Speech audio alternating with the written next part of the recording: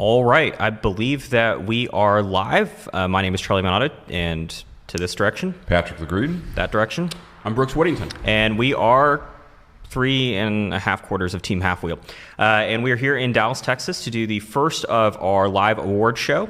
Brooks is going to look at the camera, speak into the microphone, hopefully, for all of this. And it is the Packaging Awards. And Patrick, do you want to talk a little bit about what the Packaging Awards are in case the name isn't clear? Sure. So we started this several years ago as a way to recognize the creative teams, the designers, the artists that bring to life the cigars that we all love to smoke and enjoy. And the process is pretty simple. So basically any cigar that comes out during a calendar year can get nominated for it as long as it's a new release and it's a substantial update to packaging or something of that nature. And pretty much it goes on a list. We get to the end of the year, we start voting on them. There's a couple of rounds on it. And much like the Hall of Fame in baseball, there's not really a set criteria as far as what defines a great piece of packaging. Sometimes it's the way that a story behind a cigar is brought to life. Sometimes it's just a really gorgeous creation. Sometimes it's super retail friendly. It's really up to the individual as to what is going to score points for a particular piece. Yeah, and so there was one sort of small / big change, I guess, at least for one of the award winners this year. So in previous years, Brooks is actually the one who came up with the Packaging Awards at his old site, Smoking Stogie, and it was one of the carryovers we did to Halfwheel. It's a very, very unique concept. And so nice little self massage there. And so one thing that we had previously done is we'd sort of had what we called the Prometheus rule, which was that every year Prometheus comes out with these beautiful humidors, and oftentimes there's a new random limited edition Opus X that you can't buy anywhere else, or maybe you could buy at Casfuente or whatever. But it didn't seem right to continue to give Prometheus the award for basically making up a new paint job every year. And so we sort of excluded anything that would come in humidors if it came in a regular box. And so we would only evaluate the regular box, and that meant that we were overlooking some packaging design. So this year, the one big change was that if you had a release that came in 2 different boxes, and so an example of one that would be that is the H. Upmann 175th from Altatis came in both a humidor and in a 10-count box. We evaluated both options for the purposes of this. And so that opened the door up for a couple things, and in the case of at least one thing not named the H. Upmann, it actually made, I think, a pretty big difference in terms of making the list versus not. So with that said, I think we are about to get started. Hopefully, yeah. I was just going to say, just so people kind of have a feel for it, like say any of us can nominate somebody. I think we ended up talking about 33 nominations. 33, which is really impressive. And again, I think as we go through the list of what the top 10 are, you'll see some pretty good range as to what scores points with people. And as we explain them, which we're about to get to, you'll really get a feel for sort of what works well for each of us as individuals, as well as what tends to score well across the voters. Yeah, and the only other thing I don't remember, I haven't slept much this week, so I don't remember if you mentioned this, but this has to be, you did say new packaging designs, but it has to ship in 2019. So in at least one case, the cigar was actually shown off a couple years ago, but didn't ship until almost at the very end of the year. And so anything that was shipping in 2019 was eligible. If it got shown off in 2019 but hasn't arrived in stores yet, then we didn't consider it. And if it arrived in stores in 2018, then it should have been on last year's list, or it didn't make it. Right. All right. And so I think actually the first cigar that we're going to talk about is kind of one of those examples of the importance of shipping in 2019. So we are going to, I'm going to look down at my crotch and...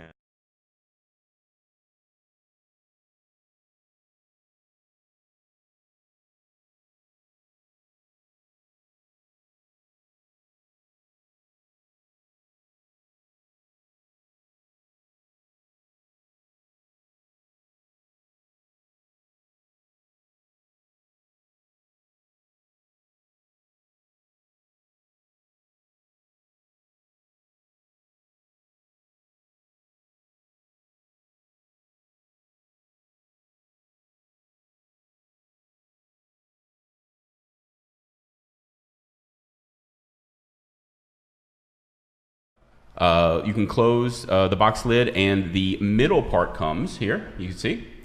And once this here, which is the cigar stand, you can actually open that up this way. Cigar box opens, whoops, like this. Once that closes this way, you put the cigar on there, and it has a ashtray right there in the middle. This locks the cigars in there, so you can't open that box, and you can actually put the cigar right there. We didn't have a cigar to put on there. That's There's cigars in the That's box. unfortunate. Oh, touche. So we have the cigars in the box. Close that. Open that up. You put that there. And now you have the entire package right there. It's very well done, very well constructed, very well designed for one cigar. And I just love the heck out of it. 498 of these were sold or released at $150 a piece. That was... Yikes. Okay. Not a cigar. Or a box. So yeah, it's always amazing to think of, what more can you add and innovate to a release. And the part that really won with me, number one, is it's so nice to see the Cohiba brand coming back into focus. And kudos to Sean Williams and the team at General for that. Really starting to think of, what is luxurious, what is high end, what is top notch, and obviously the design is incredible. This piece to me is one of those things that to a woodworker, to somebody who does this, probably is incredibly simple, and they can make sense of it. To me, it's like, that's really cool to put a sliding pieces, functional, and covers the ashtray, so when you don't want to see it, it's not there. Just a really nice piece, glossy, not overdone, just very, very nice. Yeah, to me it seems like it'd be very simple. In fact, I have seen some not quite like this, but it'd be very simple for this to come off as chintzy. Use less quality materials, and it would be really, really obvious that that's the case. But with this, it's not the case. It is a very well done piece, and it's something that I'd love to have on my shelf if I had one. Indeed. All right, so I think we have fixed the issue with the audio on the slideshow, so hopefully we will when we get back to it. Brian Burt, it is all your fault that this isn't working. So assuming that the audio is still working, which it seems to be on my end, we are going to go to the number 9. Oof. Oh, now the mouse isn't working. Well, you sat on it, so. Number 9. There we go. Hopefully the audio is still working, Brian Burt. So number 9 is the Davidoff Limited Edition 2020 Year of the Rat, in case you can't see the Year of the Rat. And this is part of Davidoff's Zodiac series, which has been out since 2012 or 2013, depending on how you want to look at it. And with the exception of the first release, all of them have come in these bright red boxes with gold accents, which for those of you that aren't aware, the Zodiac theme is the Zodiac series is based off the Chinese Zodiac calendar. And in China, red and gold are colors of luck and prosperity. So a lot of the year of the fill-in-the-blank releases from not just Davidoff, but from companies like Maya Selva, Habanos SA, Tabacalera SLU have all had red and gold. This series has made this list. I believe this is the 5th time it's won a couple of years. It was not on here last year. There are 12 different animals. Davidoff is working their way through it. This release noted for these little strings on here, which are a bit gimmicky, but like by the same token, like first time that anyone, to my knowledge, has ever done them.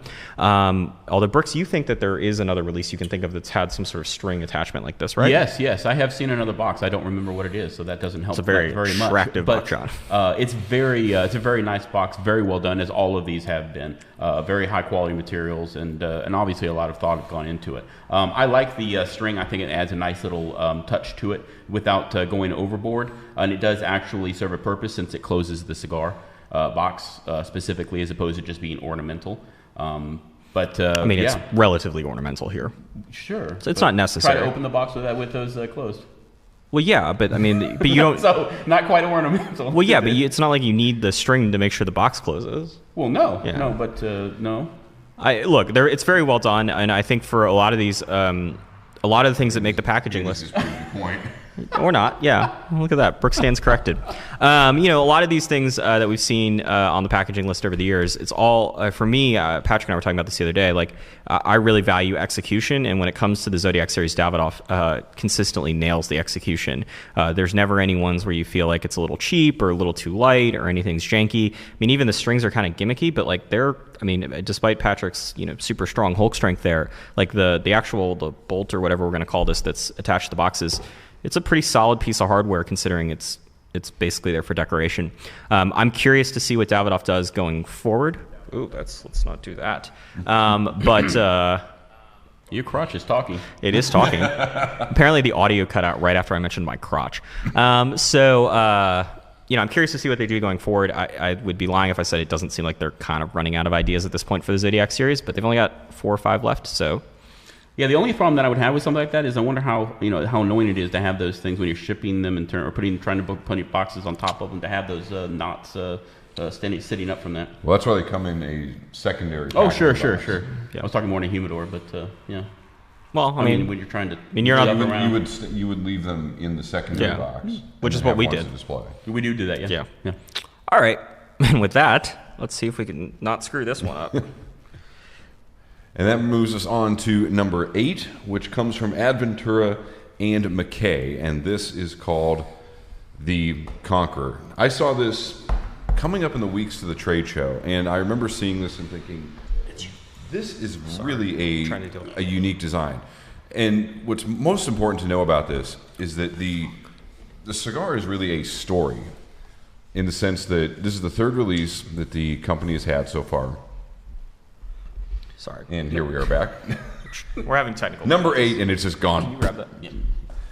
But this is the Adventura and McKay the Conqueror, and what I really loved about this is that the 3rd installment of the Adventura and McKay series, they all chronicle the adventures of Adventura and his sidekick McKay, and this time they take to the seas, and of course they've created a little boat shape for it. And what really sold me on this, in terms of bringing this to life, and actually a couple of things. So first and foremost is you have a little adventure card that comes in and tells the story of what they're doing on their adventure. And then you can take a cigar out and you slide it in here, and it sort of looks like the rigging of a sail, the beginnings of a rigging of a sail. And then out to see if we can, there we go, get that in there. We haven't done too terribly well, but this slides in here and creates another little piece of the boat. They went with a nautical theme at the trade show, and for me, bringing to life a project like this, just perfect. I mean, this is what you could ask for when you talk about bringing a cigar line with a backstory, even though it is created effectively. There is some woman in the Dominican laughing her ass off at watching us doing this. There we go. Look at that. Now it'll float. There you go. Now, that said, we have not put it in water and tried to see if it'll float, but you can do that if you want to on your own. I have a feeling that we will probably attempt that. I would do it without cigars, though. Well, this rain continues. It wouldn't be too hard. No, it'd be cool if they had, instead of this sheet, it'd be cool if they had the like a comic book, like inside, that had the different adventures relating to each. Well, each release in the line has its own. Cool. Yeah, see, look, a little leather. It's a little something to read for you when you smoke. I'm sure you can definitely see that on your iPhone. Yeah, I love the idea behind this. It was very unique, and when I saw it, I was like, "That's definitely." I mean, it's well done. The wood is solid. It's not cheap wood, obviously, or flimsy in any way. It's very, very well done, and it deserves to be on the list for sure. All right, in my opinion. So that's number 8. That is the Adventura and McKay the Conqueror. We're going to see if we can get number 7 to show up. Look at that. There's a big number 7 on the screen.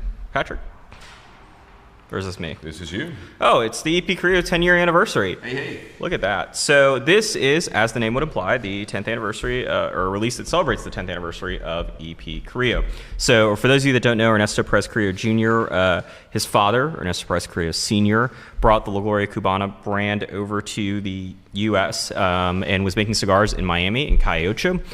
He then sold the company, or his son did, to General Cigar Company, and he worked for General for about 10 years, and then started EP Carrillo with his daughter and son. And so this is a release that celebrates the 10th anniversary of that particular company, and it's with 2 of the Perez Carrillo series cigars. So it is La Historia and Encore, and they're both in a special size, and you can see some of them here, maybe.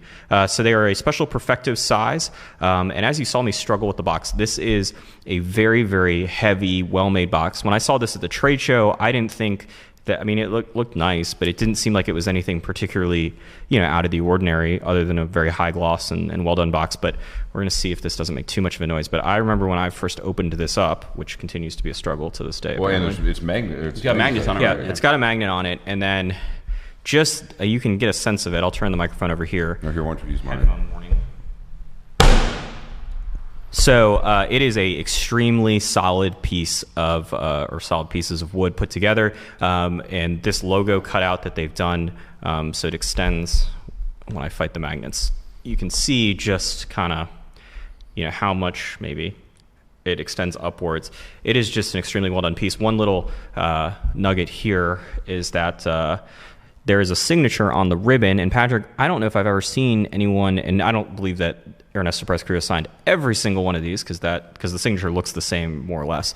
But I don't recall seeing a signature. I've seen text on ribbons, obviously signatures on bands and inside bands, but never on a ribbon to my knowledge. Yeah, it certainly caught my attention when I got to see it in person, because a lot of times we'll see just pictures of these and you go, oh yeah, that's really nice and that looks interesting, and then you see it in person, you go, oh yeah, there's a signature on the foot bands. And again, like I said, I don't remember seeing that. Again, we've seen it on the backs of bands, we've seen stylized signatures, things like that. But yeah, as far as being on a foot band and is at least to me, is a new thing. And again, when you see this in in a photograph, you don't appreciate just how incredibly well made it is, and what a great job it does showcasing the 10th anniversary of the company and two of its more highly regarded lines. And that is, I think, we talked about early on, is things are going to score points for different reasons amongst us. Execution, retail friendly, incredible craftsmanship, really does a nice job in those categories. Yeah, and what's interesting about that is it's not wasting as much space as a normal box that either one of these releases come in, normally speaking. I mean, which is kind of a fascinating concept, that the luxury display box is actually a better use of space for a retailer than the regular production one, which is a nice looking box on its own accord, but is very massive for 10 cigars. Right. No, absolutely. All right. So that moves us on to number 6, I believe. That's usually what comes after 7, although, who knows what happens these days. Number 6 is the Fuente Opus X by Stefano Ricci, or by Stefano Ricci. So for those of you that are unfamiliar, Stefano Ricci is a luxury menswear brand, and that would be with a big capital L and some dollar signs attached to it. They have a partnership with Arturo Fuente, and this travel humidor, it's kind of unclear whether or not it technically meets the qualifications for this, for our sort of rules for this award. But the travel humidor, you purchase the travel humidor, and if you purchase the travel humidor, you are gifted cigars, most likely, by Stefano Ricci. They're a special blend of Opus X, or maybe of Opus X, I don't know. I reviewed it for Holy Grail Week last week, I guess it was. And it's a very, very good cigar. Doesn't taste anything quite like Opus X to my palate. But the travel humidor is incredible, and it's the only way to get those cigars. It is a high gloss black lacquer box. As you saw, there's a mother of pearl inlay, there are gold accents, and there's mahogany interior. Much like what we talked about previously with execution, there may not be an example on this list, including the 5 things that are going to come after this, where execution was done at a completely different level and the highest standard possible than this particular piece. The mother of pearl that Stefano Ricci does, not just on this, there's a particular ashtray that I love, is unlike anything I've seen on anything, let alone cigar related, but just on anything that's got mother of pearl. Their execution of whatever that workshop is in Italy where they make these things is crazy. Yeah, when I saw this on the list and then I actually looked at it, the part that kind of sat weird with me is that it's called a travel humidor, and given what this costs and how it looks, I don't think I would want to travel. You wouldn't take a $4,500 travel humidor with you? I would not. It makes me feel like if I was to, drive a $250,000 car, it's like, yeah, it's really fun. I saw 2 Bentleys on the way to work today. Very true. But like the minute that a shopping cart hits it, you just know it's, I guess. But again, they also have a fix for that as well. Yeah, so they, in case you were concerned like Patrick is, they have a very easy fix for it. So they sell a custom-made leather in various kinds of leather briefcase attachment that goes, the travel humidor goes inside, and that way you can protect it from scratches. That's an additional $1,500 or so dollars. So, $6,000 later, and we've solved the problem. Absolutely. I mean, it is luxury, it is craftsmanship, it is ridiculousness, it is for the person who wants to... So the person who can spend $50,000 on a suit. Very true. Yeah, I mean, if you get damaged and it's still damaged, but you still know you're better than everybody else by having one. So, Yeah, and look, I mean, on that point, not so much the damage, but being better than everyone else. Yeah, I mentioned this when I reviewed the Oro Blanco that, it's the $500 Davidoff, that if you're going to spend that kind of money, one of the most important things, and this is something that McLaren, the car company, really suffers from, is that you don't want your neighbor to have the same thing. If you're going to go all the way out, balls to the walls and spend the money, you want to make sure you're going to be the only one that's got it. And I can be pretty assured that you'll be the only one in your cigar shop that's got a $4,500 travel humidor with a $1,500 leather briefcase. And much like with the Oro Blanco, it's not a good value. It's not a practical use of your money, but there's nothing to complain about when it comes to the execution of that box. And I don't know if the travel humidor works. Maybe that would be the complaint. But in terms of just the appearance of it, you're paying for something that you can't buy for $400, at least not yet. But I'm sure the Chinese are working on it. Should totally get one of the ashtrays. They look amazing. Yeah, for $2,500. Can you imagine how many things I will throw at you when you drop that ashtray? Things have been thrown at me before, so yeah, I dodge pretty easily. Yeah, for a fat guy. Hey, look at that. First fat joke. It wasn't even from me. And that takes us to number 5, which gets to a point that Charlie touched on during the pre-show, which is a release that has 2 formats. And this is the Montecristo 50 from Altadis USA, Tabacalera USA.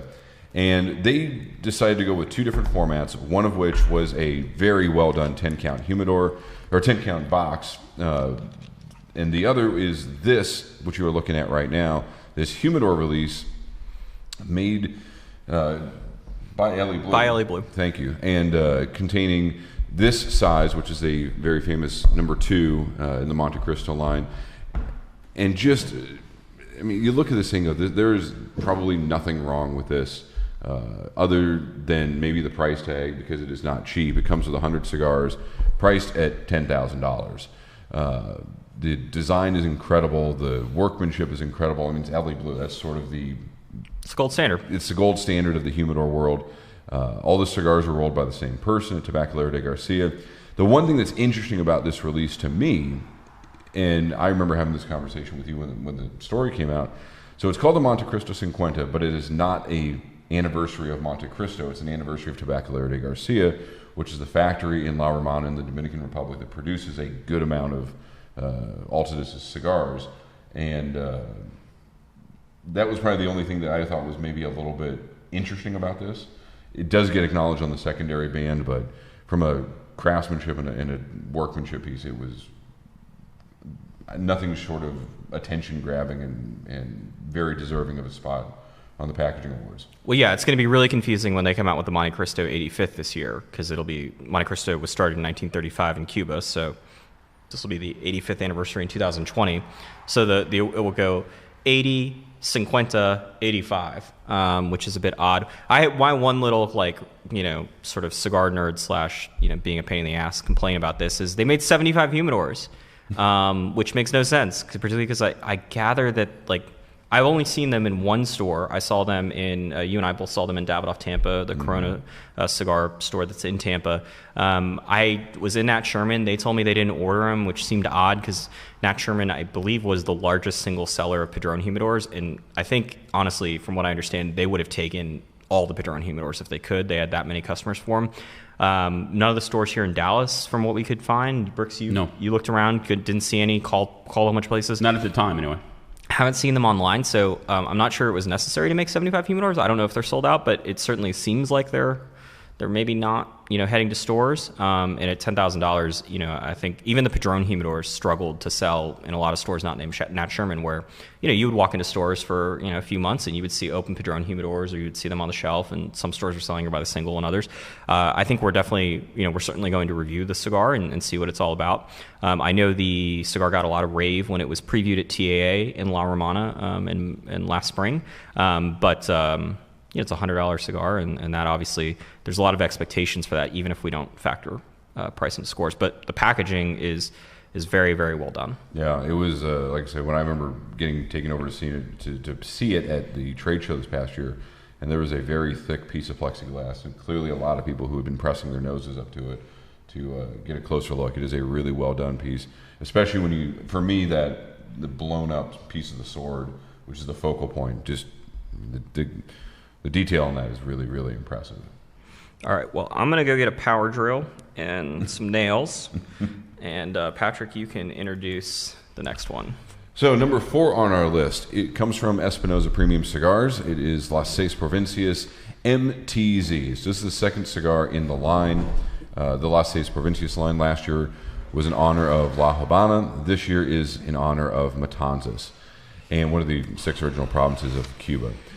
For this inspiration, they decided to take a shuttered window design from a house, complete with a stained glass window motif, as you're seeing the swing box that placed on last year's list. And again, I distinctly remember seeing this at the trade show in 2019, as we get the cameras back up there, right? And walking back into our what we call the bunker, which is where we work, and going, well, I know who my packaging award winner is likely going to be this year. And it was this piece from Espinosa. It is designed, the artwork is done by a Cuban artist named Aiden Gonzalez, if I'm not mistaken. Not Elian Gonzalez. No. Completely different person. That seed, but thank you very much. And as you can see, Charlie opening it, so it looks like a pair of closed shutters on the when it's closed, and then it opens up to reveal 20 Espinosa Las Seis Provincias MTZ cigars, a 6x52 box press on the inside.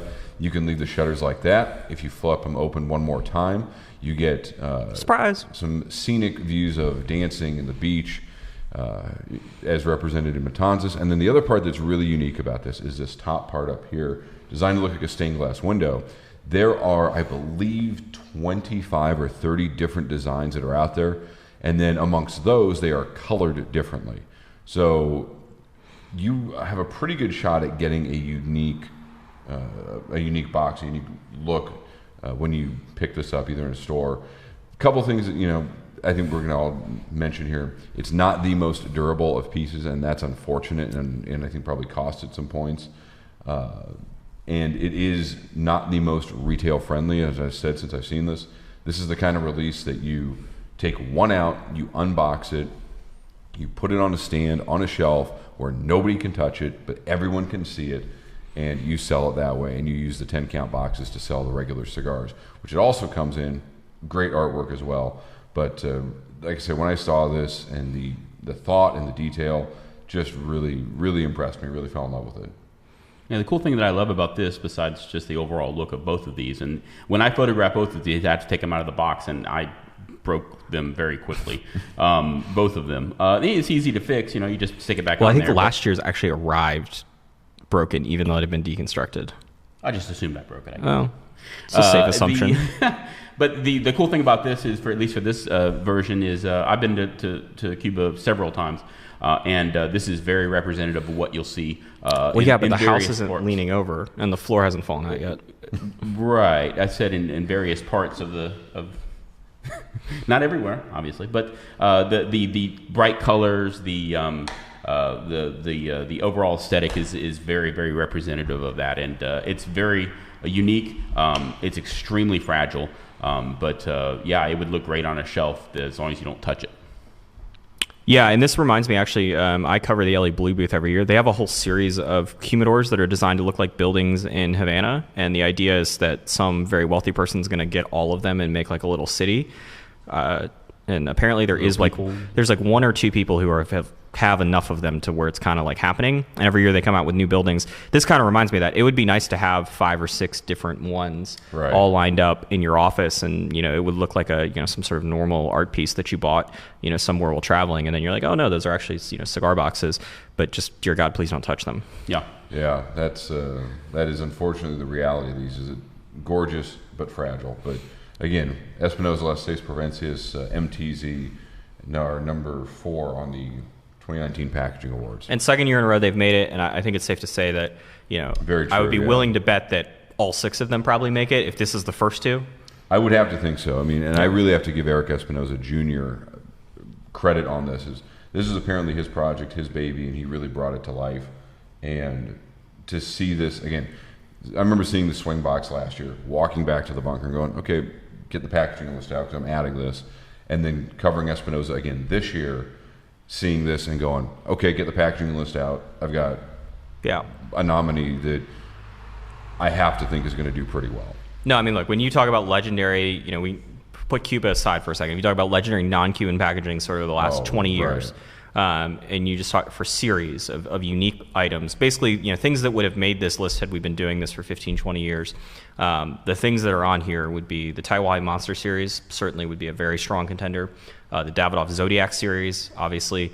And this seems like something that, if it goes sort of how it's been going so far, is going to be one of those where, we look back 4 years from now and say, wow, they really, that was super impressive and a very interesting collection in terms of how to display cigars. Very true. However, unlike those other two you mentioned, which should be on the list, obviously, these are very different, at least these two first ones. Whereas the Tatuaje Monster series are all basically coffins, albeit different colors and that kind of thing. And all of the Davidoff boxes are essentially red boxes of some sort. These are very, very different and unique in terms of the actual releases themselves, which I find to be one of the reasons that I really love the series, if you will. One of the reasons that I put it so highly was that it's not just a rehash of something else. It's actually every one of them is extremely unique. Very true. So that gets us into our top 3 and brings us to another release that involves Cuba, but in a very different way. The Acid Cuba Arte Water Towers. We're getting there. Which will be on the screen here momentarily. So, as you are probably aware, this is the 20th anniversary. 2019 was the 20th anniversary of the Acid brand from Drew Estate, and they really went all out in trying to bring a very particular and specific icon of the company to life, and that is the water tower that you see on buildings in Brooklyn, particularly in the Dumbo neighborhood, which is where the company attributes a lot of its roots. And to do this, they brought together 5 different graffiti artists, and collectively they came up with 7 designs, and which we have 3 of them here. And I think are we putting the piece back on the? I'm trying to get it. Okay. Yeah, we have some mouse compliance issues. Isn't that always the way? Maybe. I'd like to. I mean, we can get them up. There we go. There it is. There we go. So, as I say, 7 different designs, all graffiti artists. But again, it's interesting because even amongst the 7, you see some very distinctive styles. So, close-up of one of them that features the Brooklyn Bridge, smoking an acid. And then, as we say, pan out, you see some very different looks on them. And then, as well as that, they also included a sticker in the packaging of whatever design you had.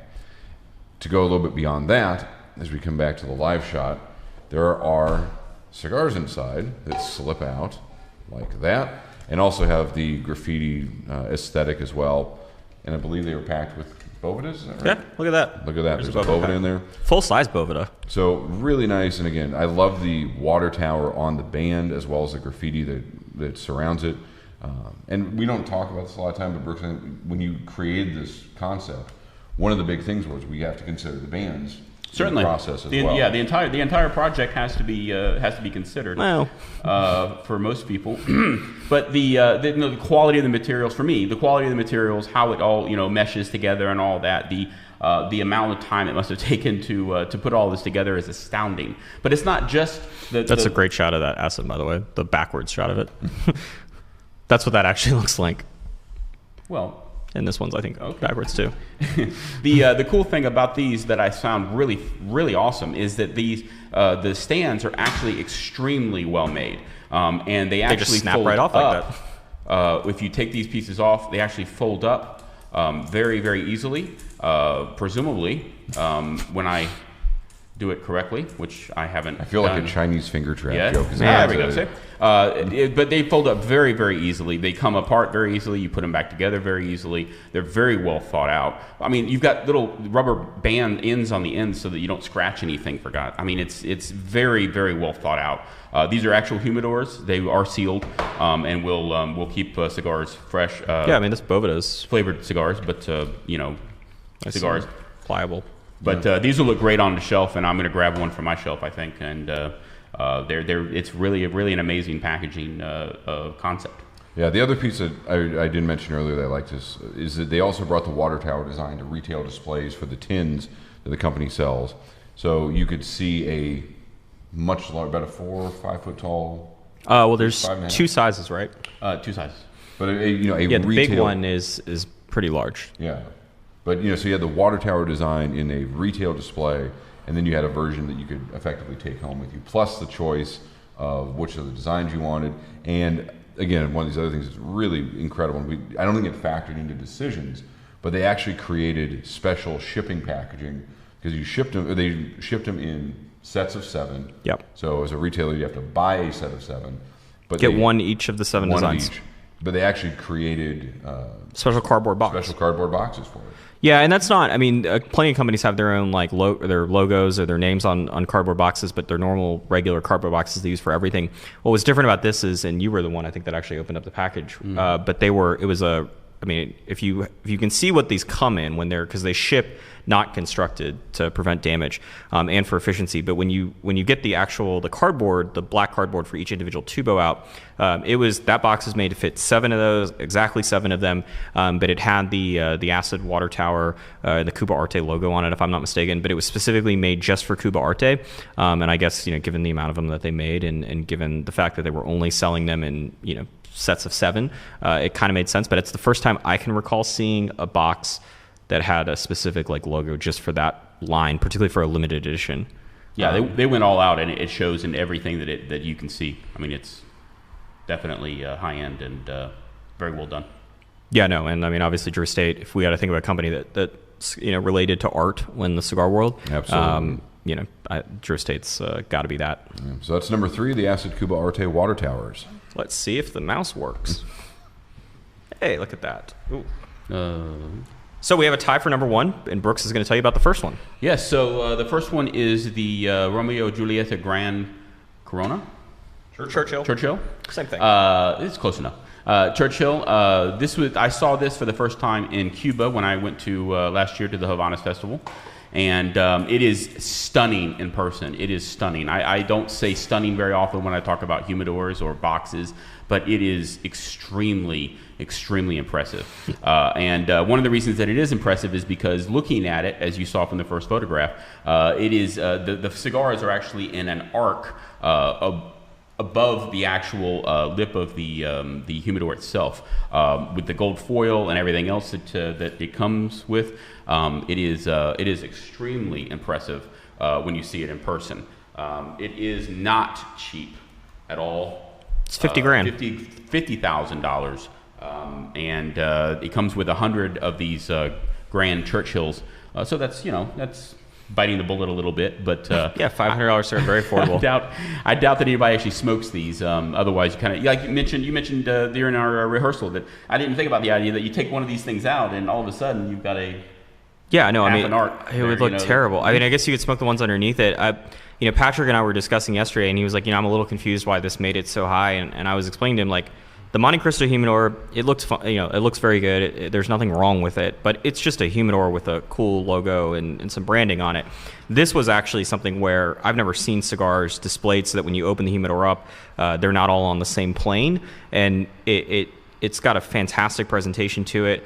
I don't think Habanos gets enough credit for, and I don't know who came up with this idea in particular, but Habanos packaging, they have more brands than anyone else, but their packaging is better than everyone else. I mean, and it's not even close. And they have historical brands, and we can debate all day long about whether or not they should still be allowed to make them or deserve credit for some of those brandings. But I mean, if you just take the stuff they've made since the revolution, I mean, whether it's the Cohiba 50th Anniversario that won a couple years ago, there's no one that does packaging like this. Well, and you think about just the Garros. Well, but even you think about, you go the crazy Jose time Pedro. when you have the humidor auction at the festival, and when they really want to do something, I mean, they can, like anybody, they can be incredible, and they just seem to take it to another level. And you're absolutely right. I looked at that the first time and went, "This is really nice," but it looked like a bunch of gold foil wrapped. Oh yeah, if the arc wasn't on there, I would not have rated it to where I would not have been in my top 10. It would have been 25th or something. Yeah, but the arc is. Yeah, the arc is definitely what sets it apart visually. However, there is another part to it. Apparently, there is a very unique system of humidification inside, that with the catacombs inside where the cigars are, it allows the air to get in there equally among all of the cigars, is what we were told. And I'm sure someone will definitely verify that, because yeah, I'm sure And just it's easy to do. for clarification, that arc structure repeats all the way through. Is that correct? Yes. Okay. But I mean, also, who knows if we're wrong? But the good But news also, is, you, no, I mean, I asked because you saw it. But also the LE Blue, also made by LE Blue, by the way. yeah, no, I mean, if anyone buys one of these or gets their hands on one, we'd certainly like to buy some of these cigars and smoke them, and we'll certainly pay for them. But you know, Habanos, it got mentioned the other day in a review. I've long said when people ask me, particularly people that don't smoke cigars on a regular basis, and they say, is it true Cuban cigars are the best? And look, most days of the week, that's absolutely not true. But when Cuba wants to make the best cigar in the world, which they very rarely seemingly do, Or the best packaging in the world. they can do it. And when they go all out on packaging, there is no competition. And I saw the other day one of the Cohiba 50th anniversary humidors sold for over $300,000. Which ends up being a very nice investment. If I had $300,000, I'd buy one in a second. That thing is absolutely gorgeous. I feel like you should probably, send your kid to I would college say first. college fund first. yeah. No, if I had $300,000, just to the penny, I'd buy that instantly. So if everything else was taken care of. Yeah, but No, if I had $300,000 total, I would just buy that and, There you go. I eat cigars for... very concerned for a about month. your financial security. I mean, not that I wasn't. You would be until you saw it and you'd be, I understand. No. I get it. No, I get it. No, now I get it. I'd still be I'd understand it, but I would still be utterly concerned for your financial stability. We're going to see if, speaking of stability, if this mouse wants to turn back on, and we'll get to number one, or the other number one. Maybe. That's right, because we had a tie this year for the number one spot. Nope, No? still not. Who'd have thought this whole thing would have been brought down by a AAA battery? It's not. Well, the problem is it's not batteries, and the other problem is this isn't the first time it's happened. But I Still think contend it's because you sat on it. no, it always does. We just don't use this thing. It's moving, and I'm then concerned that you sit on that very often. Welcome to live. yeah. Welcome to the world of live. Maybe we should get a presenter or something. If you get a decent How about price. this, Brooks? I'm gonna put it on the black screen. Can you just go up and touch the arrow key? Yes? Yeah. No problem. All right. So Brooks is gonna go over there. I bet the mouse probably works about 5 seconds before he gets to the computer. Oh, absolutely. Walk around all the lights and Yeah, they can't hear you. So as Brooks gets over there and doesn't aforementioned really This fragile really- cigar box. just give me that. Give me the box. This really should be live. Isn't mine? No, it's on the black screen. There we go. Look at that. Look at that. Hey. Way to go. Way to go, Brooks. Number one is the Cohiba Spectre CS19. It is on the screen now. Brooks is going to try to sit back down without damaging that Espinosa. And it is the second year in a row that the Cohiba Spectre has gotten number one. Obviously, this year it's a tie. And if you thought last year was good, and we certainly thought last year was good, this year is a completely different level. So last year's box is showing up on your screen right now. It's on the left. It is the Cohiba Spectre, the big red dot, which is obviously the Cohiba logo. This year, and Brooks or somebody's going to have to take care of this because I can't make all the things that need to happen to open this box up. But this year is a completely different level. So you can see it. You first have to open that piece, and then you open this clear acrylic red. And so I can hide down here and do this. And then inside, normally there would be these coffins like this, and or the other way maybe. How were they packaged? Were they upside down? The cigars were upside down? They were not upside down. The cigars were? What? Yeah, cigars are upside down. Yeah, okay. So it goes like this. So there would be 10 of these across. You saw the images a second ago. This is General Cigar Company, has the Cohiba brand trademark in the U.S. It is their flagship brand. And amongst Cohiba, this is the flagship or maybe even the halo release. I've always said it sort of seems like there's no expense spared, although both of them have been $90 per cigar, so $900 for the box of 10. And last year was great, but last year the packaging was bold and it was extremely interesting and symbolic of the red dot. But it was a little not flimsy, but there were parts of it that were like not as refined as they could have been. You could easily take the whole tray out and expose wood. The tubos left a lot to be desired, to be quite honest. This year, the tubos leave nothing. Those are the tubos from last year. You can see they're just basic acrylic or plastic And this year, it's completely different. So these are actually a D shape. So on, we're going to overwhelm you with tubo. So Patrick will hand model this. So on the front of the tubo, it is flat, and then on the back, it's round. So it looks like a big D. And the tubos are a pain in the ass to open up because of the tolerances. And I remember when I first took the cigar out and was looking at it before I was reviewing it, I was like, this is something that was probably not possible, barring tens of thousands of dollars to make a tubo 10 years ago, because of the amount of printing and tooling that would go into just making one single tube. And I like to think, and I mentioned this in the review, the sophomore release of the Cohiba Spectre really shows General and whoever helped them with this figuring out, kind of how to refine it to make it a solid piece where there's nothing left to sort of nitpick at this point. And one of the things that you mentioned to me when this came around is that when you open the tuba after struggling with it, as I did, after you feel like you're about to break it. Oh, absolutely, and you're going, what? But once you open it, breaking it, it's going, okay, this has got to be so well engineered. It's got to be like forward by 3 millimeters and then rock back. But once you open it, you're like, oh, I definitely was probally not going to break that. Like it's solid. And you had mentioned to me that there was like a springing sensation of the cigar coming out, and I thought, that's got to be really weird, but I didn't want to see it. And all it is, it's just a well-engineered piece of foam that sits down at the bottom of the tube. But it is interesting as you reset the cigar and as you slide it open, there is a fair amount of give that comes with that. And when you pop it open, it does pop back up a little bit. Just again, a 3 millimeter, 4 millimeter touch.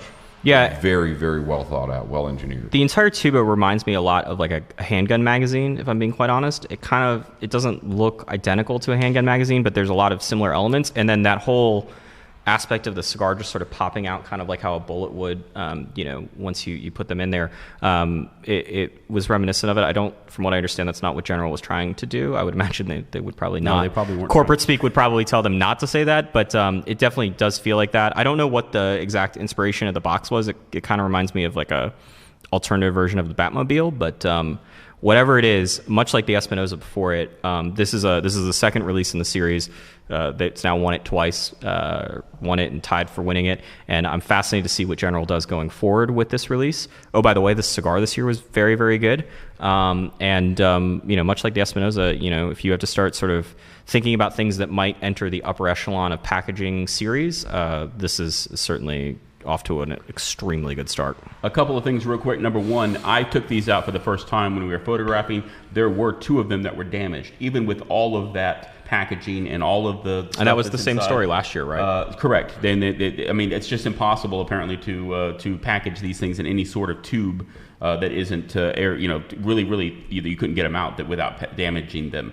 But number 2 is the fact that you've got the thing on the front that if you flip it over a little bit, you've got the in here in this special little spot is a metal card. Oh, what did we win? That is the cookies? No. Certificate of authenticity. Yeah. So that's hilarious, because that means that, could you imagine, like, of all the cigar boxes you're going to knock off, somebody's going to attempt to do this? Yeah, probably not.